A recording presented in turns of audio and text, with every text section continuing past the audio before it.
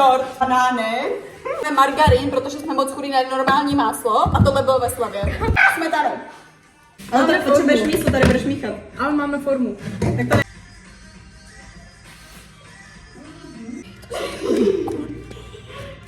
No, Klárka, čeká. Strčte ty banány do prdele, nebo je vole tam narvu já vám do prdele, už mi začínají strát tady. Hoří, nehoří, nehoří, horko vzdušná. Kde jsou ty vejce? Dej mi to vejce, aby ho mrdla po tobě, vole. Ale tady budu už jenom odsrávat, já, vole.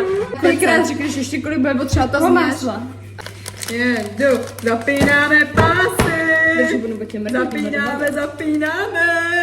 Zapínáme pásy. Tady máš v tom metlu. Hej, a proč mám pocit, Eli, že ty vůbec nic neděláš? Kláry, ty jsi takovej náš elektrický šlehač.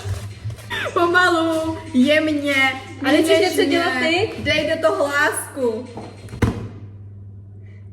Mě šikanujete. Já ještě mlíko vlastně. Eli, no ty máš jediný úkol a stejně to stojí za píču. Chápu. Jaká to je příchuť? Melon. Co? Melon! Říct si nekuř. Budeš mít rakovinu. Já to zvládnu. Ne? Nezvládla? Podle situace odhaduji, že se to lekce Co se stane, když je rádio od mlíka? Jsi špičavý. Šáhej na to.